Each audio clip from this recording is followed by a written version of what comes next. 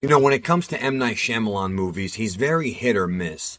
Very hit or miss. He's got some movies that I think are really, really good, like Unbreakable, Split, and Signs. Then he's got some that I really, really don't like Lady in the Water and After Earth, which was horrible, and Glass. His latest offering is a film called Old, based on a novel, but written and directed by M. Night Shyamalan Ding Dong, as Quentin Tarantino calls him. The name of the novel is Sandcastle, and this follows a group of people, a group of families who go to this secluded beach and then suddenly find themselves going through these strange physical transformations where some of them end up aging rapidly, some of them end up having strange illnesses come about. They start to behave in an awkward manner. It's not just about people getting old, because that's only a part of the story. There are also very bizarre physical anomalies that take place on the strange beach, as well as an unusual amount of mental anomalies as well for some of the people who, I guess you can call them castaways, but I'm not sure if that's really an accurate portrayal or name for these people. Basically, their health begins to deteriorate. Now, M. Night Shyamalan attempts to make a movie that he tries to.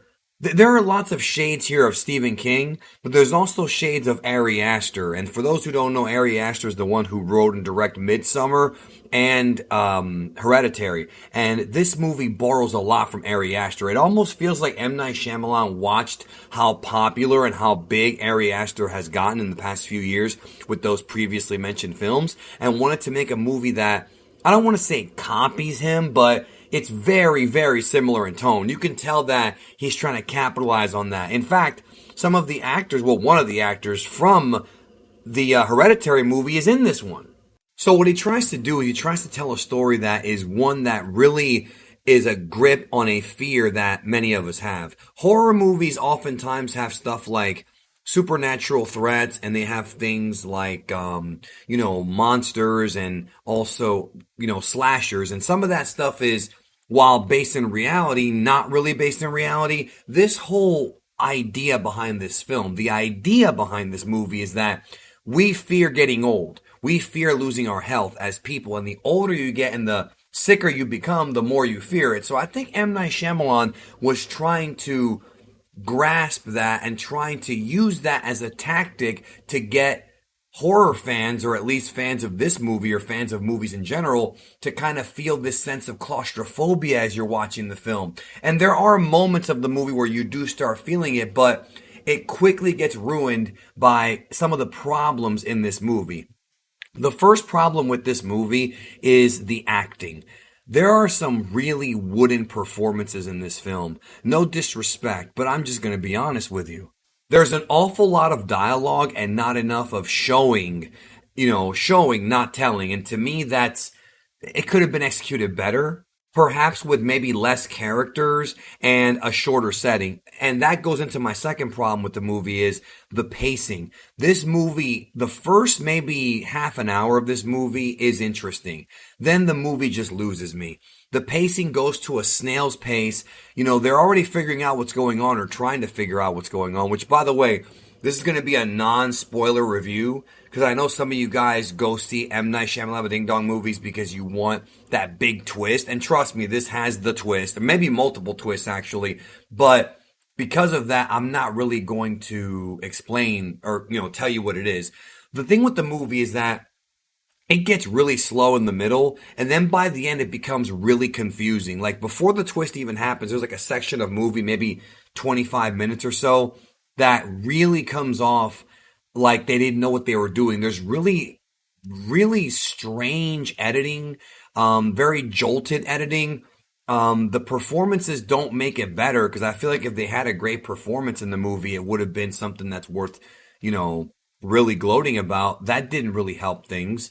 And when it gets really slow, any sense of dread that you may have had ends up kind of leading to boredom, and that's something you never want. This movie would have worked better if the movie had less characters, because they try to get several characters over in this movie, and you can't really do that unless you have more time and an even more drawn-out story.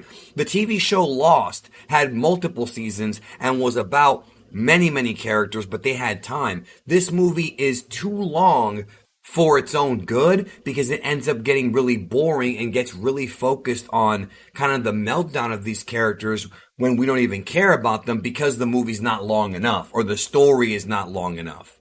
In other words, I think he spent too much time in the second act, an overly long second act, and not enough time in the first act to get us to care about the characters. Now, we do care about some of the characters, don't get me wrong, but the film is very chaotic, and the more you watch it, the more it is. Now, I think one of M. Night Shyamalan's tricks here is that he wanted the movie to be chaotic. That way, you're kind of getting the sense of how things are getting worse for the people on the island. But really now, it just, by the time that it got chaotic, I didn't care, and that's not good. This would have been much better if you had less characters and if it was like a 45-minute episode of The Outer Limits of the Twilight Zone. I really feel that way. If it had been one of those type of things, it would have worked. Well, maybe it would have worked. It depends. Because it all comes down to the twist at the end. I'm not going to go into the twist. The thing about the twist is this. It does have a bit of social commentary. I get what he was going for. I understand what he was going for. There's deep things here. There are things that are thought-provoking here, but the execution to me just does not work. And I feel like maybe this execution could have worked better if this movie had come out in a different decade.